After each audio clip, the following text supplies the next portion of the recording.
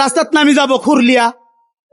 জেলের পর তো আর কিছু নাই, 3 মাস থাকি আবার যাবি না, বারা আসবো, সমস্যা নাই।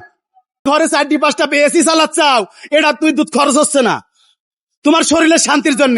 আর আমরা গরমের মধ্যে পুড়ি মরতেছি, আর আমার অটোর কারেন্ট বেশি খাচ্ছে নাকি? ডিজিটাল যুগ, আজ আর প্যাডেল রিক্সা আর চলে না। আপনি প্যাডেল রিক্সা যাবেন আধা ঘন্টা, আর আমি নিয়ে যাবো 6 মিনিটে। কোনটা ভালো আমাকে বুঝান। সেটা নিয়ন্ত্রণ, সেটা হচ্ছে নিয়ন্ত্রণের ভিতরে রাখতে হবে। এটা সাধারণ, হ্যাঁ, টেলিং দিতে হবে, ঠিক আছে। হ্যাঁ, আমাদের ভিতর, আমার অটো ড্রাইভারের ভিতরে বেয়াদব আছে, নাই যে এমন কোনো কথা নাই।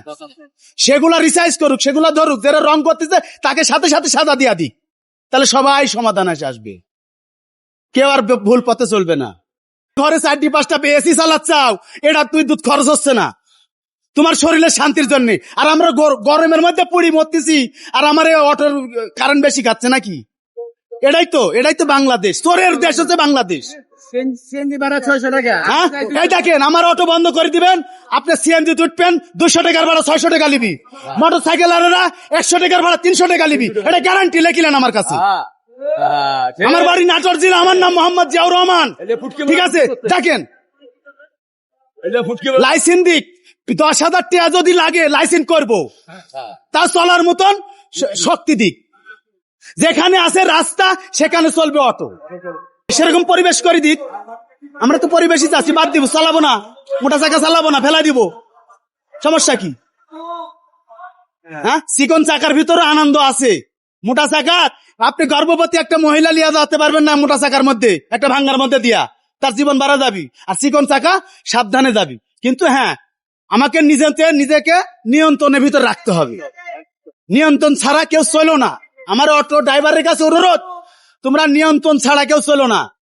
এটা তো তাদের পেশাগত কাজ, যারা চিন্তাই করছে তারা পেশাগত কাজ। আমরা তো চিন্তাই করব না, আমরা হালাল খাইটি খাবো, আরো 5 জন হালাল খাইটি খাবি, এভাবে তো চলবে। রিক্সা বন্ধ হয়ে গেলে কি করবো? একদম কলামি তো, রাস্তাত নামি যাবো খুরলিয়া দিনে দুপুরে, কি হবি? জেলের পর তো আর কিছু নাই, জেলের পর কিছু আছে, তাছাড়া ভয় দেখাবি কি? মারি তোর ফেলাবে না, লিয়া যা কি জেলে ঢুকা দিবি, 3 মাস থাকি আবার যাবি না, বারা আসবো, সমস্যা নাই না। আরো 20,000 খরচ হবি।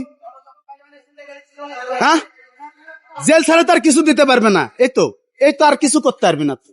কে বলিছে? অসুস্থতা যদি গেলে, এখন আমি নিশা খাই যদি গেলে অসুস্থ পড়ে থাকি, হ্যাঁ, বইয়ের সাথে মারামারি করি আসি, যদি আমি অসুস্থর ভাগ দেখাই, সেটা কি হবে?